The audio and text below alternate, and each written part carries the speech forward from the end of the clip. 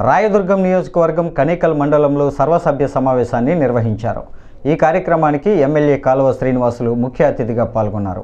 గురువారం ఆయన మాట్లాడుతూ అందరం కలిసికట్టుగా ప్రజా సమస్యలు పరిష్కరించడంలో చొరవ చూపుదామని పేర్కొన్నారు. త్వరలోనే డిఎస్సి పోస్టుల భర్తీతో ఉపాధ్యాయుల కొరత తీరుతుందని పేర్కొన్నారు. అభివృద్ధికి అందరం కలిసికట్టుగా ముందుకు వెళ్దామని అన్నారు. 7,000 రూపాయలు తీసుకున్నారు. 3,000 ఉండే పెన్షన్ 4,000 చేశారు. ఇప్పుడు డిసెంబర్ ఫిబ్రవరి నెక్స్ట్ విద్యా సంవత్సరానికంతా అన్ని పోస్టులు కూడా భర్తీ అవుతాయి. టీచర్లు అందరూ కావాల్సినంత మంది వస్తారు. నేను ఎమ్మెల్యేగా ఉన్నప్పుడే రాయదుర్గానికి 326 మంది టీచర్లని ఒకే సంవత్సరం ఒకేసారి తీసుకురాగలిగిన. ఈసారి కూడా ఎక్కడా ఖాళీ లేకుండా టీచర్ పోస్టులన్నీ కూడా భర్తీ చేయడానికి అందరము కలిసికట్టుగా కృషి చేద్దాం.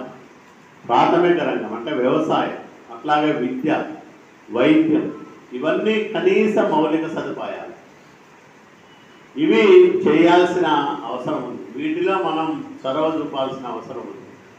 కాబట్టి దయచేసి మీ అందరికీ నేను పదే పదే చేసే విజ్ఞప్తి ఒక్కటే, ప్రజలకు దగ్గరగా ఉందాం, ప్రజలకు తోడుగా ఉందాం, ప్రజల బాధల్లో భాగస్వాములు అవుదాం, వాళ్ళ సమస్యల పరిష్కారంలో మనం అందరం కూడా ముందుందామని మనం చేస్తూ మీ అందరి దగ్గర కూడా సెలవు తీసుకుంటాం.